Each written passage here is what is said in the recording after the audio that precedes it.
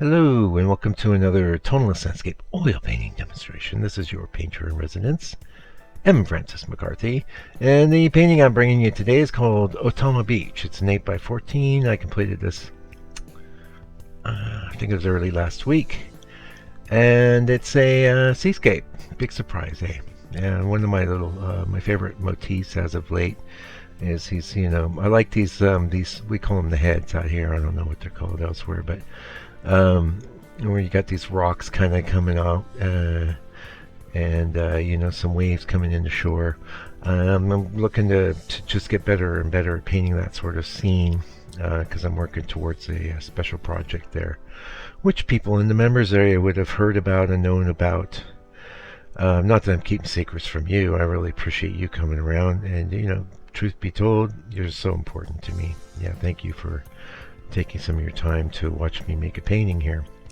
I am working on some hardboard, and it's been prepped with 2 coats of transparent gesso and a little bit of light sanding there. And then the underpainting we're doing is burnt umber with some perylene black / green, just to counteract some of those redder properties. And that burnt umber is a funny color. There's lots of times that those latent red properties aren't really that apparent, but the board itself, the hardboard, has like latent red properties, so to speak. So when you get the two together, things get quite red, and it's actually okay. And a lot of paintings, it wouldn't matter. It doesn't matter to have the little bits of red humming around like greens and things like that, but I find it's better, generally speaking, just to have it a bit more neutral. Sorry about that. My dog in the window attempting to bark or growl at somebody. Okay, well, what do we want to talk about today? This is totally related. I won't talk a little bit about the painting as we're going, but lately I've been kind of on a little bit of a jag with Vincent van Gogh. Not that this painting looks like Vincent's, but the previous one I just put up on the channel, it's kind of a bit reminiscent of what he does.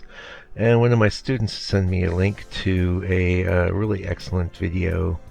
I might even try and remember to put a link to that underneath this video, because it's on YouTube, about this wonderful artist, a Chinese guy who is in this village in China, which is basically dedicated to paintings, making copies of things.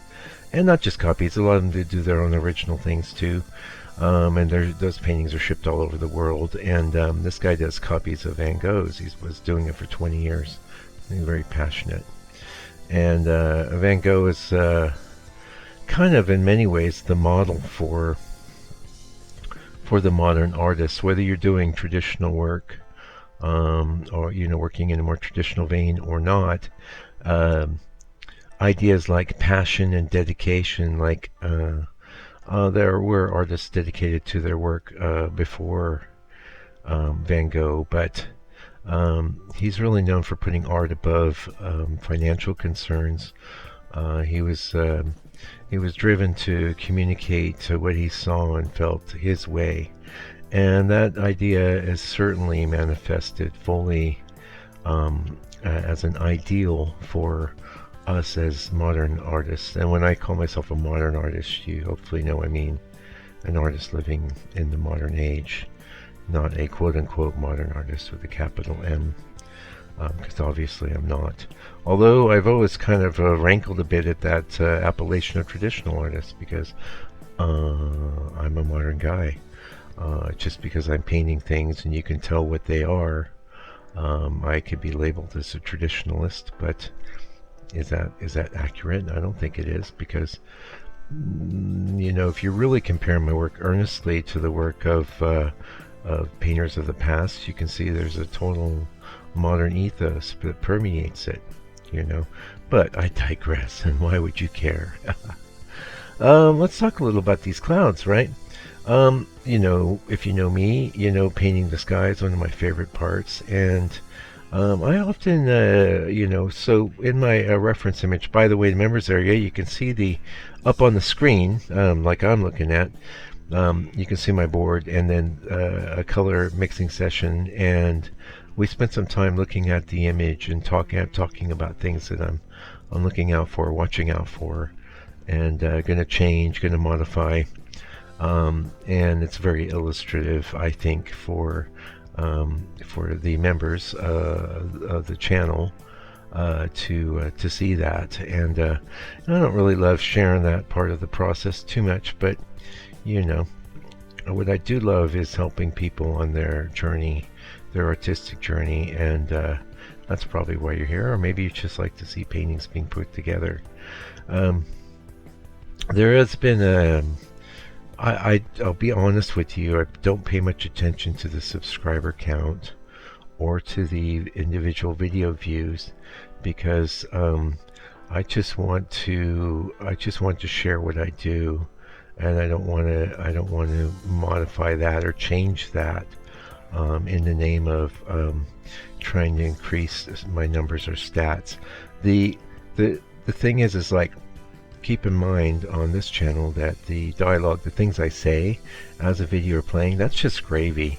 Really, the whole purpose of these painting demonstration videos is to just for you to just see a painting come together. And you know, we really take so much for granted in the modern age. I don't. I'm 58, so you know, I had a real hunger when I was a young person to see people making art and getting art together, and about the only thing that was around was Bob Ross. And God bless Bob Ross, you know, he was wonderful, but I would have loved this so much when I was a young artist coming up, you know, just seeing I would always, how do they do things? And you know, you had books, and books like, we have a book right here. Wow, what a coincidence. This is my book, and it has pretty much all the information I gleaned in the first 13 years of my painting journey in one place for you. $60 US. I know that's a little steep, but I've done it that way to include the international shipping, so you don't have to worry about that. That's included. And go to my site, place your order, I'll send you a book, and it's just going to be an awesome experience. Plus, you're supporting me that way, which is awesome. I make a little bit on it, but most importantly to me, my book is getting around all over the world. I just sent one to Norway last week, and boy, I'd love it if I knew that there was a copy of my book in every country on the planet. That'd be great. Anyway, oh, I'm going on about YouTube, and I'm sure you don't care much, but maybe you do. I don't know. I have had a bit of, you maybe even saw a little glitch where I tried one of these short format videos. I just don't like them. I don't like watching them. I don't like making them. And I've been told that it would boost my channel and I do want new people coming to my channel. I want anyone that could get or glean some information from what I'm doing, to especially you know, the content that's freely available to everyone, which is, by the way, the whole painting. Really, you know, some people do, they skip big chunks, and that works okay. I mean, there's a lot of different ways to make things work. Sorry, that's my dog again. Hopefully I don't have to pause to straighten him out. Yeah. No, I don't know if you could be new. I hope you're new. If you're new, you're one of these people that was looking for me and found me. Yeah. Sky first. Why? Well, because the sky is behind everything else. That makes sense. That's one of the reasons a lot of times I'll paint, if there's a lot of blue in the sky, I'll paint that first. I think this guy came out with quite an interesting effect. What I'm always looking for is to have different sizes and shapes of clouds, different colors of clouds. Although, you know, I don't want to get too radical. I'm looking for movement. I'm looking for modulation. And I'm looking for, you know, excitement and feeling. And that's one of the things that Van Gogh was looking to do, just move people. And the same here. You know, I think that one of the reasons I landed on landscape painting when I could have gone into still life for figurative art exclusively. I do figurative art as well. I just don't tend to share it on this channel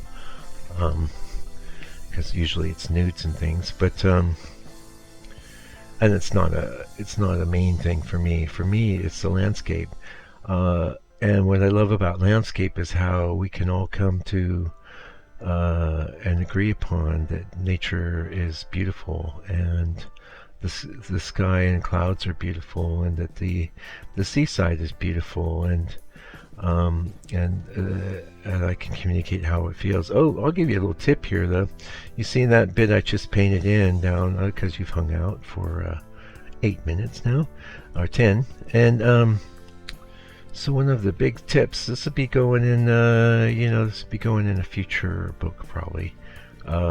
Underneath the waves coming into the shore, I've discovered that it's good to kind of rub in a quick thin layer of like a raw umberish tone. Not straight up raw umber, it's got to be a little bit milky, so I have to bring in some raw umber. If you're not aware, it's very transparent, so usually I'll bring in some other aspect, probably something else in the palette that's just sitting around, just to kind of give it a little bit of a milky quality. And the reason for that is so we don't have bits of that brown board peeking through.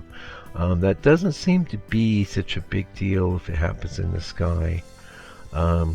It's definitely not a problem at all with any of the landscape forms to have little bits of that brown board coming through. But for some reason, I think it's an issue in the waves and water. And one of the things about getting a good effect there is that you want to be able to just express yourself. You cannot paint a wave in a painstaking manner. It's got to be approached with a loose, expressive sort of feeling, sort of modality. Yeah. Wow, we're using some big words today. Hey. And that's you can also see I will after you've got just a little bit of that humming underneath. It's basically just kind of changing up that board color a little, and then from there I like to go in and put my waves on top. So none of that's especially thick because you don't want it's hard to lay thick. It's hard to lay paint on top of paint, especially if the paint underneath is quite thick. And there are some other secrets I've come up with very recently, but we'll save those for another day, as it's already to tease you. Or they are definitely in the members area, because in the members area, what distinguishes the members area, the main thing is that this video is there. It's live. It's in real time. It's about 4.5 or 4 hours 15 minutes, which is how long it took to do this particular scene. That's over several different sessions. I find that I have a window. I'm not really able to just paint non-stop for 4 hours at a go. It does require concentration, but that's another thing. We just got a minute left, and I know only the real fans of the channel here at this point. You have a window of focus and concentration. I'd put it about an hour to hour and a half with some little breaks, like bathroom breaks, or a lot of times when I finish the sky, I'll stop and maybe have a cookie and a cup of tea, and then jump back into some other part. And when you go past it, you think, oh, I'm going to keep pushing. And what happens a lot of times is you just start making bad decisions. And ideally, you don't want to have any strain or stress involved as a part of your painting process. You want things just to be fairly as effortless as possible, although it is the extreme effort. It's one of the hardest things to do, I think, that there is to do is to accomplish a painting. And check out check out that link to the video. I'm going to put that underneath. This guy, he knows. He's a painter, and I won't even tell you much about the video except that it's amazing. You'll love it. And be sure and send me a comment. I would love more comments on these videos, folks. I can't blame you if you don't. I mean, there's a lot of videos I watch, I don't comment, but it really does help me, and it helps me know that you're out there and getting something from the video. Anyway, until I come back with another video for your edification and enjoyment, do me a favor, do me a solid. Take good care of yourself, your family, all your loved ones. Stay out of trouble, and God bless you and your family.